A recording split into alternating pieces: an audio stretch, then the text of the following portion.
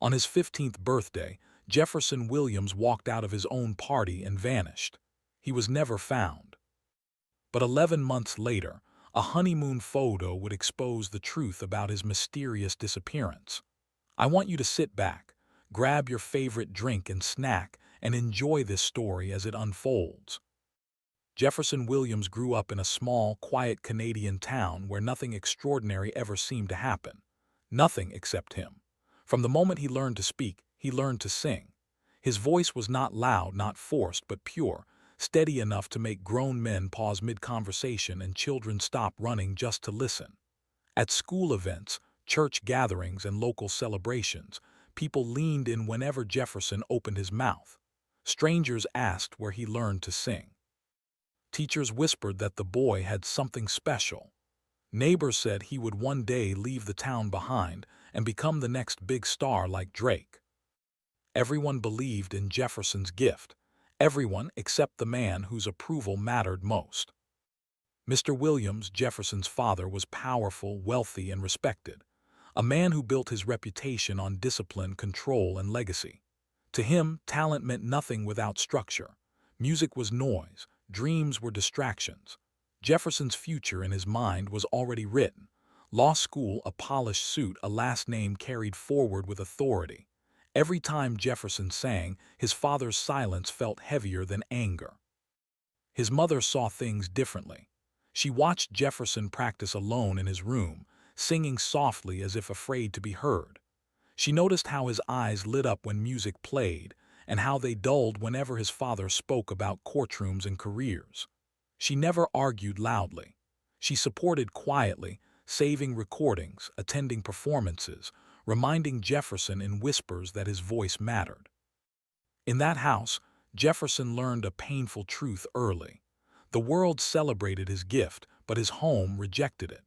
And slowly, the boy with the extraordinary voice began to understand that loving music might cost him everything else.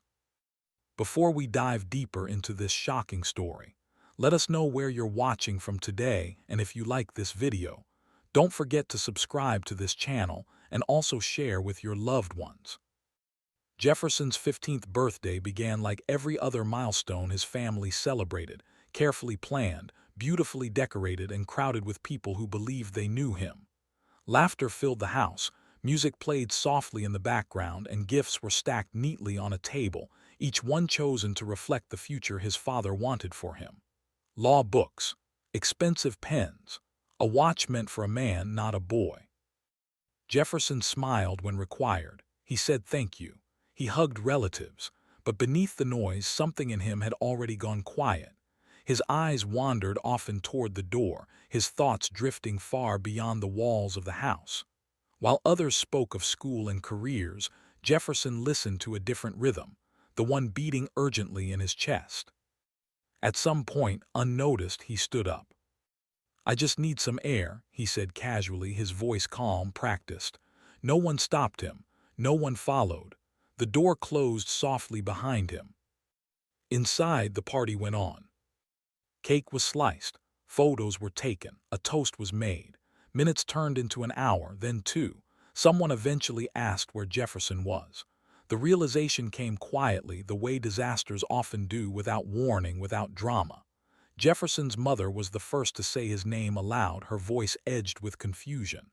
She checked his room, then the yard again, calling softly at first, as if he might answer from behind a fence or tree. He didn't. His father stepped outside, scanning the darkened street, irritation giving way to concern. Neighbors were questioned. Friends were called. No one had seen Jefferson leave. No one had noticed anything unusual. It was as if the night itself had swallowed him whole. His father assumed he was sulking somewhere nearby. Phones rang unanswered. The music was turned off. By the time the guests left, the house felt hollow. The candles had burned down. The gifts remained unopened, and the boy whose birthday was being celebrated was gone, without a note, without a sound, without a trace. That night, Jefferson Williams didn't just leave a party. He vanished from his life. By the time the police arrived, the neighborhood was awake. Flashlights swept over lawns and alleys. Doors were knocked. Questions were asked again and again. There were no signs of a struggle, no dropped phone, no footprints leading away, nothing broken, nothing stolen. Witnesses were non-existent. The street cameras showed nothing helpful. Jefferson hadn't been forced. He hadn't been chased. He had simply stepped outside and never stepped back in. As dawn crept in, exhaustion replaced hope. The search widened, but the answers didn't. A 15-year-old boy had vanished from his own birthday celebration, leaving behind a silent house, grieving parents, and a single, unbearable truth. Jefferson Williams was gone, and no one could explain how. At first, the town believed Jefferson would be found quickly. After all, his parents had power, real power. Mr. Williams made calls that ordinary people never could. Investigators were hired before the ink on the police report dried. Search teams expanded beyond protocol. Media vans lined the streets, broadcasting the story of the gifted boy who vanished on his birthday. Money opened doors. Influence moved timelines, but none of it moved the truth. Private investigators chased rumors that led nowhere. Sightings collapsed under scrutiny. Tips poured in, most false, some cruel. Each new lead raised hope, only to bury it deeper. Weeks turned into months and the questions grew darker. Had Jefferson run away? Had someone taken him? Was the family hiding something? Public sympathy slowly soured into suspicion. Commentators dissected Mr. Williams, stern parenting. Online strangers blamed ambition, control, pressure. His mother stopped reading the news entirely. Every headline felt like an accusation. Behind closed doors, the house grew quieter. The walls still held Jefferson's voice, but the world outside moved on. Police updates became shorter. Calls became less frequent. Eventually, they stopped altogether. Despite all the power money could buy, despite every connection pulled, the result was the same. Nothing. No body, no clue, no direction. The trail didn't fade dramatically. It simply went cold, leaving a family trapped between hope and despair, and a boy who seemed to have vanished from the earth itself. Every morning, Jefferson's mother opened his bedroom door as if he were simply sleeping in late. The room never changed. His clothes stayed folded. His guitar rested where he left it. She sat on the edge of his bed, tracing the air where his voice used to fill the space, and cried in silence so the house wouldn't hear her break. She watched his old singing videos obsessively, birthday clips, school events, careless moments recorded on a phone. Each note felt alive, proof that a boy who could sing like that could not simply disappear. "He's alive," she whispered to herself, not as hope but as certainty, a mother's knowing, a refusal to surrender. His father grieved differently. At first he fought the loss with action, calls, searches, pressure. But time wore him down. The unanswered questions became heavier than the effort to keep asking them. Slowly, painfully, he began to accept what his wife could not, that their son might never come home. The distance between them grew, carved by grief. One clung to belief, the other leaned toward acceptance. 11 months passed, seasons changed, people stopped asking. Life, cruel and indifferent, began to move forward. The world no longer waited for Jefferson Williams. But his mother did. Every day. Because as long as she believed he was alive, he still was. For the first time in nearly a year, the Williams family had a reason to smile. Derek's wedding brought a brief, fragile sense of normalcy, music, laughter, and a reminder that life still existed beyond grief. When the ceremony ended, Derek and his new wife left for their honeymoon, choosing Copenhagen, a city alive with color, strangers, and anonymity. For a few days, Derek allowed himself to forget. They wandered cobblestone streets, posed for photos near cafes, laughed at nothing in particular.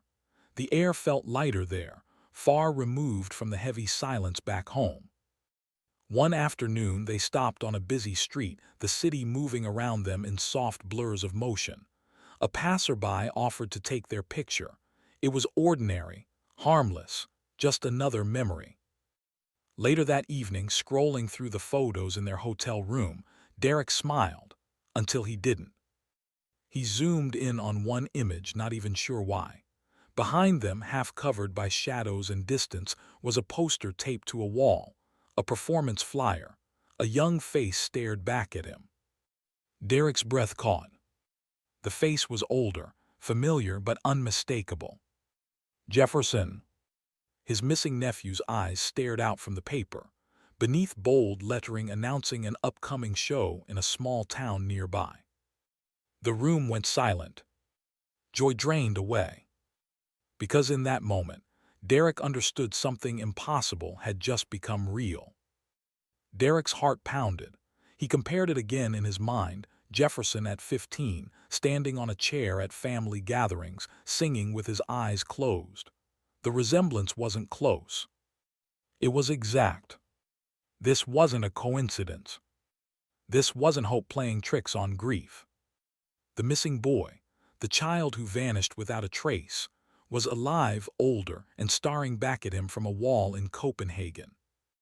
Derek lowered the phone slowly, fear and awe twisting together.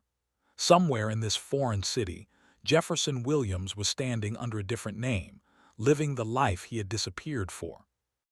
And Derek had just found him by accident. With shaking hands, he sent the photo to Jefferson's parents. Back in Canada, the message landed like an earthquake. Jefferson's mother dropped her phone the moment the image loaded. Her knees gave out and she collapsed onto the floor, sobbing not from fear, but from a sudden, violent rush of hope. "I told you," she cried. "I told you he was alive." His father stood frozen, staring at the screen. The logic in him fought back hard. Faces could look alike. Posters could deceive. Hope was dangerous. But his chest tightened in a way it hadn't for months. 3 days. That was all the time they had before the show happened, or before the truth slipped away again. Panic followed hope. What if it was Jefferson? What if they flew across the world only to be disappointed? Worse, what if it was him and they scared him into disappearing again? The clock started ticking.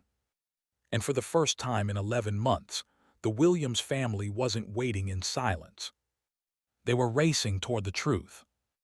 The flight to Denmark felt longer than any journey they had ever taken. Jefferson's mother sat rigid in her seat, hands clasped together as if prayer alone could keep her son from vanishing again. His father stared out the window, rehearsing conversations that might never happen, preparing himself for rejection he knew he deserved. They bought tickets to the show the moment they landed. No announcements, no reaching out. They agreed to watch first to be sure. Hope was fragile now, sharp enough to wound. Every fear traveled with them. What if the boy on that poster was Jefferson? What if he saw them and ran? What if he hated them, especially his father, for everything that had driven him away?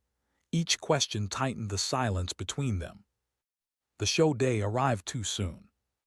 The venue was small, dimly lit, filled with unfamiliar faces and quiet anticipation. Jefferson's mother clutched her husband's arm as the lights dimmed. Her heart pounded so loudly she feared others could hear it. Then the stage lights came on. A young singer stepped forward, guitar in hand. The crowd applauded. And in that instant, before a single note was sung, she knew. The boy she had never stopped waiting for was standing right in front of her. The night they had chased across continents had finally arrived. And nothing would ever be the same again. The small Copenhagen venue glowed in muted amber, close enough that every breath, every movement on stage felt personal. A hush swept through the crowd as the band settled into position. Then he walked out. Jefferson. Not the boy who had vanished, but a young man shaped by distance and survival.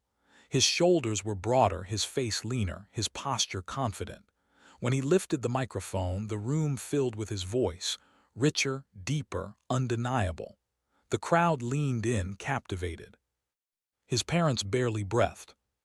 The song carried on smoothly, every note precise, every lyric controlled.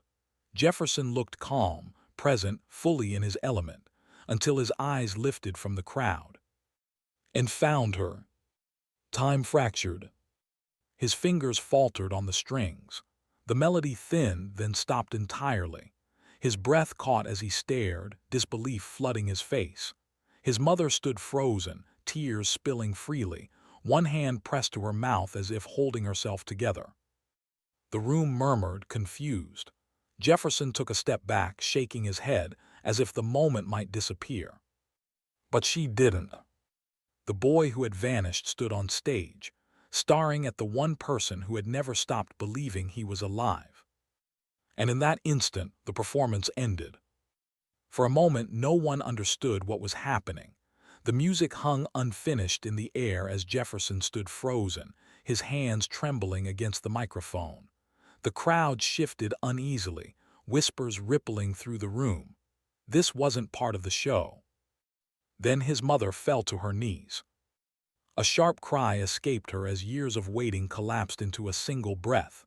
People gasped, chairs scraped, confusion turning to silence. Jefferson didn't think. He dropped the microphone and stepped off the stage, moving through the stunned crowd as if pulled by instinct alone. He reached her and knelt, wrapping his arms around her shaking body. She clutched him like someone afraid to wake from a dream, pressing her face into his chest, sobbing his name again and again.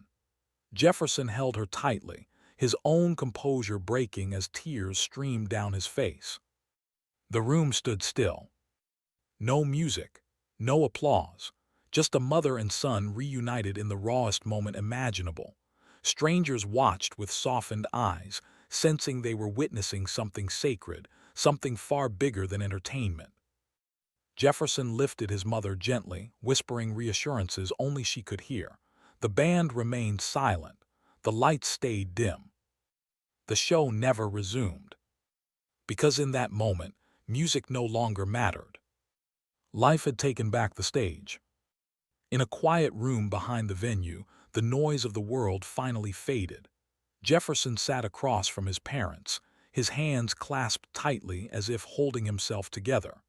The confidence he wore on stage was gone, replaced by the weight of everything he had carried alone.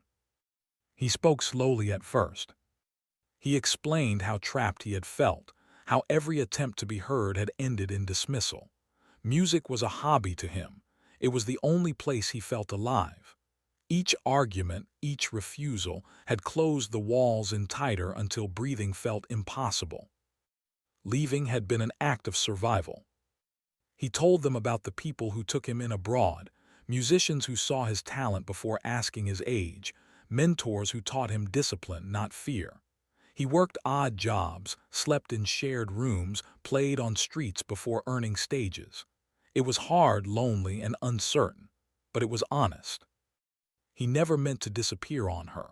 He had written letters he never sent, afraid that contact would drag him back before he was strong enough to stand on his own. "I didn't leave because I didn't love you," he said quietly. "I left because I didn't know how to stay and still be myself." His mother wept silently. His father listened, every word landing where denial once lived. At last the truth stood between them, painful, undeniable, and finally spoken. Mr. Williams had always believed silence was strength. In that room, it abandoned him completely. His shoulders slumped as the weight of Jefferson's words settled into places he had long refused to examine. For the first time, he did not argue. He did not correct. He did not defend himself. He broke. His voice cracked as he admitted the truth he had hidden even from himself. He had been afraid that music would fail his son, afraid that instability would steal his future. Control had felt like protection. Pride had disguised itself as guidance. "I thought I was saving you," he said, tears spilling freely. "But I was only saving my own fears." He apologized without conditions, without excuses. Not for the disappearance alone, but for every moment Jefferson had felt unheard. Every time his dream was dismissed. Every time love had come with rules. He looked at his son, really looked at him, and saw not rebellion, but courage. "I was wrong," he said, "and I am sorry." Then he made a vow, not as a father demanding obedience, but as a man seeking redemption. He would support Jefferson fully, publicly, without reservation. Music, travel, choice, whatever his son needed to live honestly. There was no courtroom, no punishment, no villain dragged away. Just a father standing in his regret and choosing to change. The flight back to Canada felt different from the one that brought them to Denmark. There was no panic this time, no desperate questions clawing at the silence. Instead, there was something fragile but real, peace, stitched together from truth and tears. They returned quietly. No cameras, no interviews. The family chose privacy over spectacle, letting the world keep its distance while they rebuilt what had been broken. Home looked the same, but it felt unfamiliar, like a place that had been waiting to be reintroduced to its own son. Healing did not arrive all at once. It came in small moments, shared meals, late-night conversations, the absence of arguments where they once lived. Jefferson enrolled back in school, balancing classes with music, no longer hiding either part of himself. His guitar was no longer a symbol of rebellion. It was welcomed. His father changed in ways that mattered. He listened more than he spoke. When he did speak, it was with support, not commands. Guidance replaced control. Pride replaced fear. But Jefferson was no longer the boy who had vanished on his birthday. He carried the weight of independence, of survival, of having chosen his own path far too early. The world had hardened him slightly, shaped him deeply. Still, he was home. Not as a runaway, but as a son who had returned on his own terms. Jefferson learned to live in two worlds without being torn apart by either. By day, he was a student again, attending classes, meeting deadlines, rebuilding a routine that once felt like a cage but now offered structure.